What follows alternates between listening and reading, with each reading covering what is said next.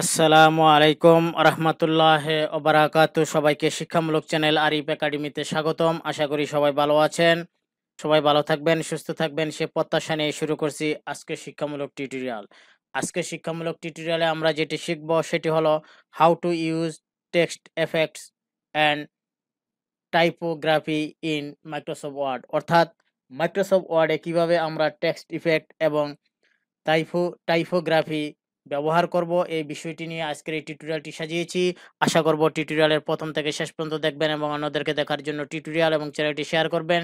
পাশাপাশি অনুরোধ থাকবে, যারা এই চ্যানেলটিতে নতুন এবং যারা এখনও এই শিক্ষামূলক চ্যানেলটি সাবস্ক্রাইব করেনি, তারা দয়া করে চ্যানেলটি সাবস্ক্রাইব করে বেল বাটনে ক্লিক করে রাখবেন, যাতে নতুন নতুন টিউটোরিয়াল আপলোড হওয়ার সাথে সাথে আপনাদের কাছে নোটিফিকেশন চলে যায়, আপনারা শিক্ষামূলক টিউটোরিয়ালগুলি দেখতে পারেন এবং আপনাদের চমৎকার মতামত এবং জিজ্ঞাসা দিতে পারেন।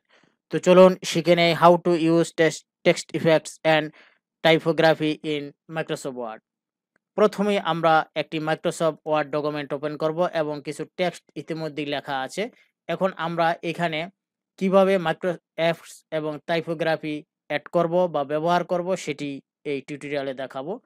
তাহলে প্রথম আমরা যেটি করব সেটি হলো, আমরা যে টেক্সট আছে সেই টেক্সটে আমরা কি করব, ইফেক্ট দেব।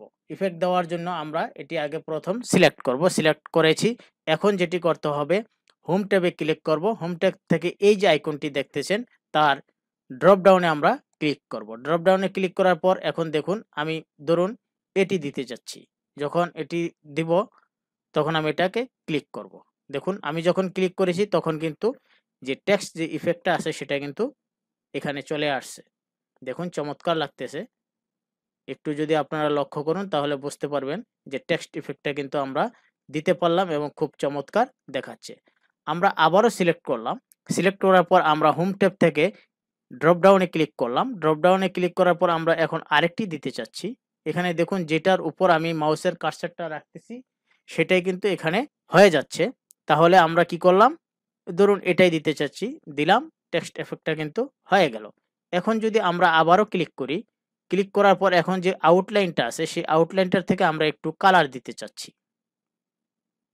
ধরুন আমরা রেড কালারটা দিয়ে দিলাম, তাহলে আমরা আউটলাইনটা কিন্তু ব্যবহার করতে পারলাম। এগেইন আমরা সিলেক্ট করলাম। সিলেক্ট করার পর আমরা হোম ট্যাব থেকে এই যে আইকনটি আছে এটির নামই হলো টেক্সট ইফেক্ট অ্যান্ড টাইপোগ্রাফি। এই টেক্সট ইফেক্ট অ্যান্ড টাইপোগ্রাফি থেকে আমরা ড্রপ ডাউনে ক্লিক করব। ড্রপ ডাউনে ক্লিক করার পর এখন আমরা এটাকে শ্যাডো দিব। লক্ষ্য করুন এখানে বিভিন্ন প্রকারের শ্যাডো আছে, আপনি আপনার মতো দিবেন। আমি একটা দিয়ে দেখায় দিচ্ছি। দেখুন শ্যাডোটা কিরকম, দেখুন লেখার যে পিছনে একটি শ্যাডো চলে আসছে। তাহলে আমরা কি করতে পারলাম, টেক্সট ইফেক্ট এবং টাইপোগ্রাফি কিন্তু আমরা খুব সহজভাবে ব্যবহার করতে পারতেছি। সিলেক্ট করলাম এগেইন হোম ট্যাব থেকে টেক্সট অ্যান্ড এখন আমরা রিফ্লেকশনটা দেখব এটা কি। দেখুন এটা কি চমৎকার একটা জিনিস, লক্ষ্য করুন এই জায়গাটা আপনারা যদি দেখতেছেন চমৎকার। আমরা তাইলে টাইপোগ্রাফি কিন্তু দিতে পাচ্ছি।